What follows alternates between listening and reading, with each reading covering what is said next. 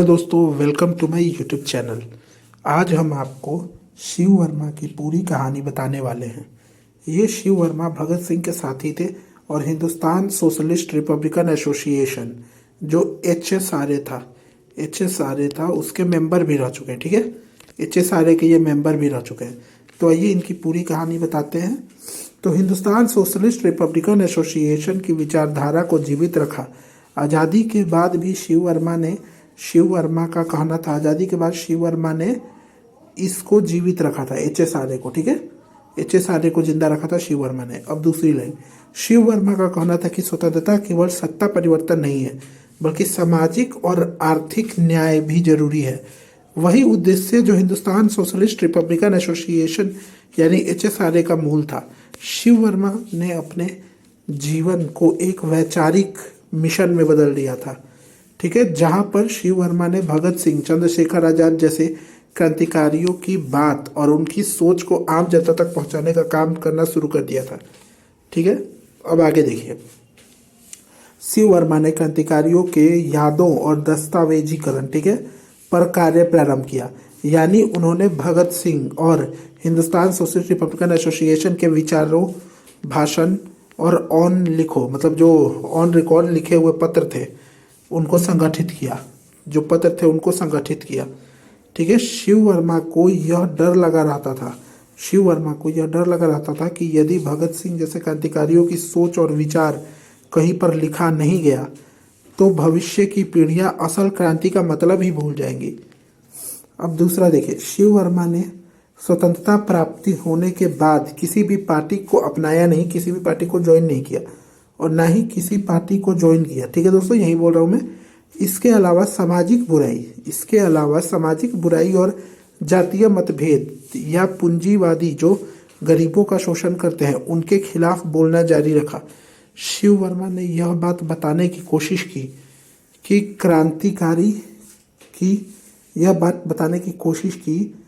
क्रांतिकारी को महान का कहकर पूजा करने से कुछ नहीं होगा। ठीक है, क्रांतिकारी को महान कहकर पूजा करने से कुछ नहीं होगा।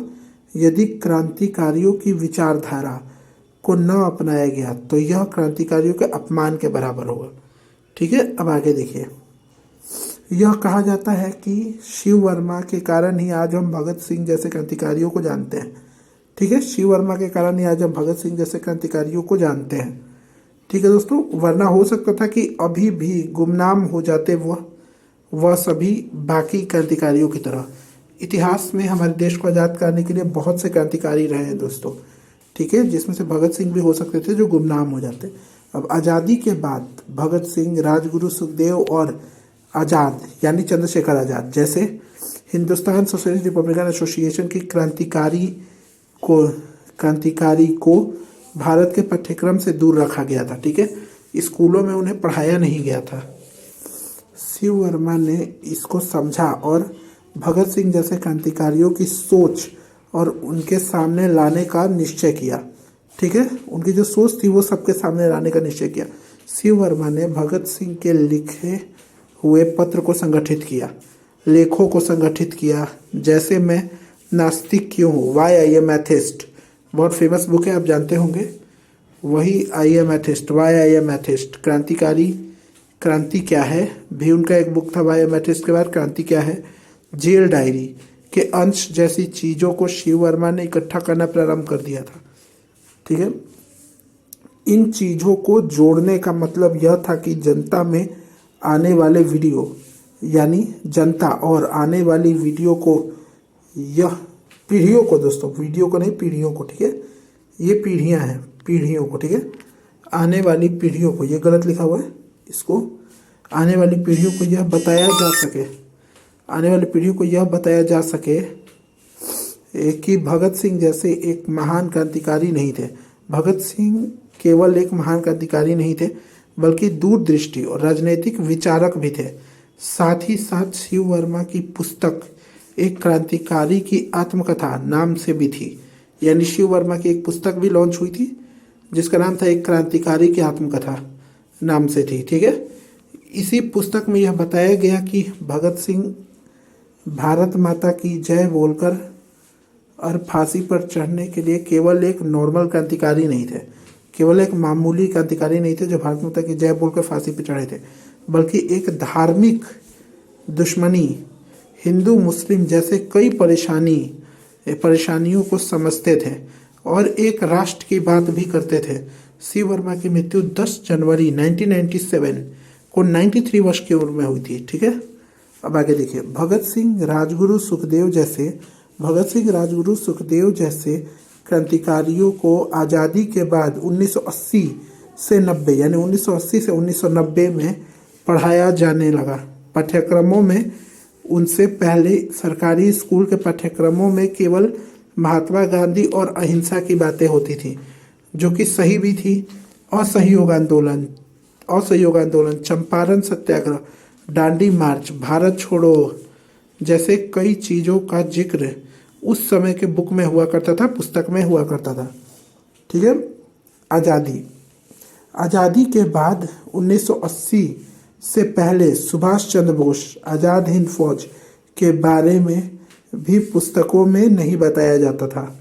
ठीक है। शिव वर्मा जैसे कई लेखकों के लेख के कारण जनता का दबाव सरकार पर पड़ा और कुछ इरफान हबीब जैसे इतिहासकारों ने भी इनको पढ़ाया जाने के लिए सरकार पर दबाव बनाना प्रारंभ किया। स्वतंत्रता प्राप्ति के 50 वर्ष होने के बाद यानी 1997 में भगत सिंह को ज़्यादा से ज़्यादा पढ़ाए जाने का निर्णय लिया गया, भगत सिंह जैसे क्रांतिकारियों को, और उनकी सोच को भी महत्व दिया जाने लगा। देखिए, हिंदुस्तान सोशलिस्ट रिपब्लिकन एसोसिएशन के बारे में यह कहा जा सकता है कि शिव वर्मा की मृत्यु के बाद 1997 में यह संस्था पूर्णतः समाप्त हो गई और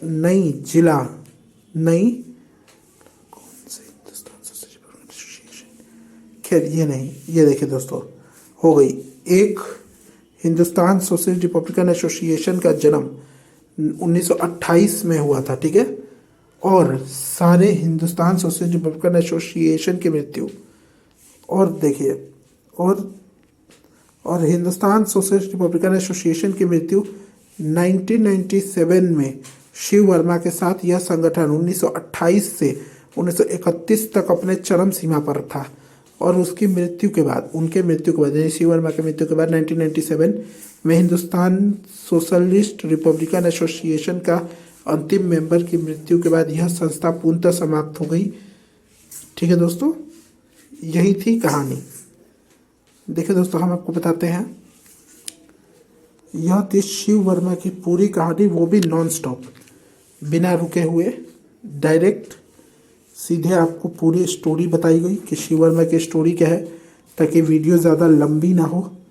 आप इस चैनल को सब्सक्राइब कर दीजिए और फॉलो ज़रूर कीजिए, सब्सक्राइब भी कीजिए और लाइक भी कीजिए। और बीपीएससी का एग्ज़ाम कैलेंडर आ गया है दोस्तों BPSC Bihar public service commission का एग्ज़ाम कैलेंडर आ गया है। जुलाई 26, ठीक है, जुलाई 26 से आपका पेपर है प्री का पेपर है दोस्तों। ठीक है, तो मेंस जब होगा तब ये सब पूछ सकता है, तो मेंस के लिए हम पढ़ा रहे हैं। ठीक है, हम बीपीएससी मेंस के लिए पढ़ा रहे हैं, बीपीएससी मेंस। ठीक है दोस्तों, बीपीएससी मेंस के लिए हम ऐसे स्टोरीज ला रहे हैं कि आप सबको एक स्टोरी की तरह देख लो। ठीक है, पूरी कहानी को। बहुत जल्द एक नई वीडियो भी आने वाली है, वेट कीजिए उसका। ठीक है, तो इस वीडियो को लाइक कीजिए, सब्सक्राइब कीजिए और शेयर जरूर कीजिएगा। ठीक है दोस्तों, लाइक, सब्सक्राइब एंड शेयर।